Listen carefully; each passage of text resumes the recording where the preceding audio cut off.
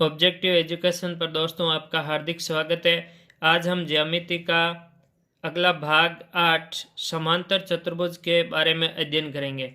दोस्तों, समांतर चतुर्भुज वह चतुर्भुज जिसमें सम्मुख भुजाओं का युग्म समांतर हो समांतर चतुर्भुज कहलाता है। यह दोस्तों एक समांतर चतुर्भुज है। ए बी सी डी एक समांतर चतुर्भुज है। वह चतुर्भुज जिसमें सम्मुख भुजाओं का युग्म समांतर। इसका मतलब हो गया दोस्तों ए बी समांतर सी डी, ए डी समांतर बी सी। ये हो गया समांतर चतुर्भुज। इसके गुणों के बारे में हम अध्ययन करते हैं। समांतर चतुर्भुज का पहला गुण है समांतर चतुर्भुज के सम्मुख कोण बराबर होते हैं। कहने का मतलब ये कोण ए बराबर दोस्तों क्या हो जाएगा, कोण सी। कोण ए बराबर कौन हो जाएगा, सी। और कोण बी बराबर कोण क्या हो जाएगा, कोण डी। समांतर चतुर्भुज के सम्मुख कोण बराबर होते हैं। अगला गुण है दोस्तों समांतर चतुर्भुज की सम्मुख भुजाएं बराबर होती है। समांतर चतुर्भुज की आमने सामने की भुजाएं बराबर होती है। इसका मतलब भुजा ए बी बराबर भुजा हो जाएगी सी डी, भुजा ए डी बराबर भुजा हो जाएगी बी सी। तीसरा गुण है दोस्तों समांतर चतुर्भुज का एक विकर्ण उसे दो सर्वांगसम त्रिभुजों में विभाजित करता है। यह समांतर चतुर्भुज है।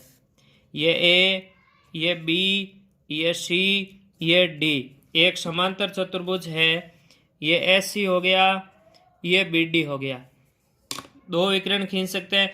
ये दो सर्वांगसम त्रिभुजों में विभाजित करता है। मतलब त्रिभुज ए बी सी सर्वांगसम त्रिभुज ए डी सी हो जाएगा।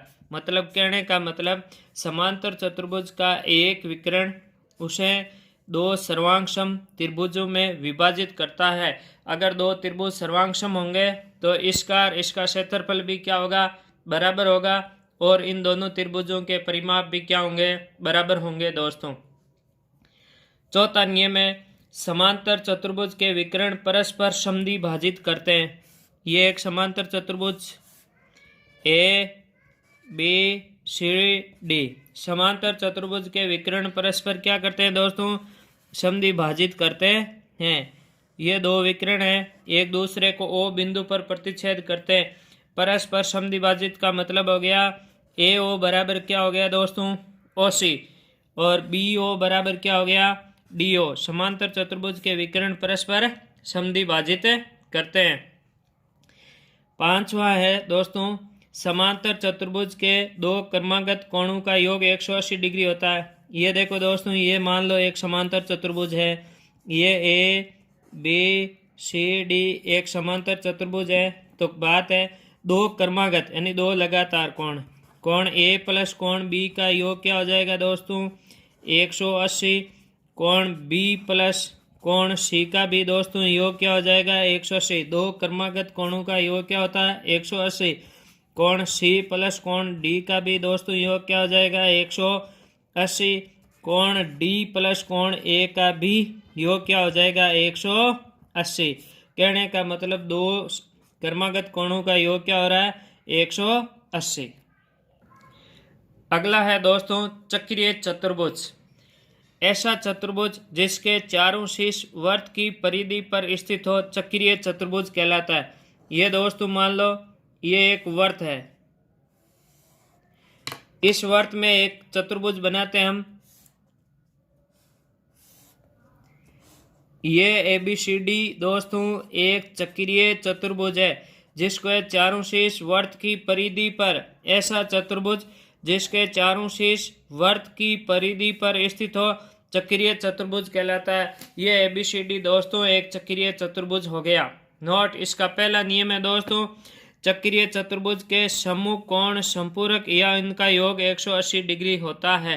हमने दोस्तों पढ़ा था पूरक और संपूरक, ऐसे दो कोण जिनका योग 90 डिग्री होता है वो तो दोस्तों कहलाते हैं पूरक कोण।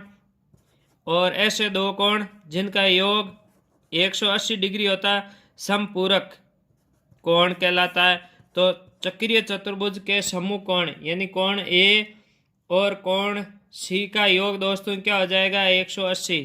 कोण ए प्लस कोण सी बराबर क्या हो जाएगा, 180 डिग्री। और कोण बी प्लस कोण डी, इनका योग भी दोस्तों क्या हो जाएगा 180 डिग्री। चक्रीय चतुर्भुज के समूह कोण संपूरक या इनका योग 180 डिग्री होता है। फिर है अगला दोस्तों, चक्रीय चतुर्भुज की एक भुजा को बढ़ाने पर बनने वाला बहिष्कोण उसके अंतराभिमुख कोण के बराबर होता है। ये देखो दोस्तों, ये एक वर्त है, इसके अंदर हमने एक चक्रीय चतुर्भुज बना दिया। ये ए बी सी डी एक चक्रीय चतुर्भुज है। चक्रीय चतुर्भुज की एक भुजा बढ़ा दी, ये भुजा बढ़ा दी, तो इस प्रकार बना बहिष्कोण। इस प्रकार ये मान लो बहिष्कोण बन गया 1, उसके अंतराभिमुख कोण ये हो गया, उसका अंतराभिमुख कोण 2 के बराबर होता है। अर्थात दोस्तों क्या हो जाएगा, कोण 1 बराबर कोण क्या हो जाएगा 2। चक्रीय चतुर्भुज की एक भुजा बढ़ाने पर बनने वाला बहिष्कोण उसके अंतराभिमुख कोण के बराबर होता है, तो कोण 1 बराबर कोण 2। अगली बात है दोस्तों कि एक ही आधार और एक ही समांतर रेखाओं के बीच स्थित त्रिभुज क्षेत्रफल में बराबर होते हैं।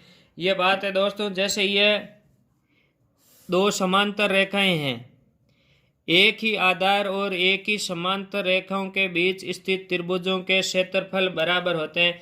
जैसे ये त्रिभुज है ए बी सी और ये त्रिभुज है ए बी पी, तो इन एरिया त्रिभुज ए बी सी बराबर क्षेत्रफल इसका क्या हो जाएगा त्रिभुज ए पी बी।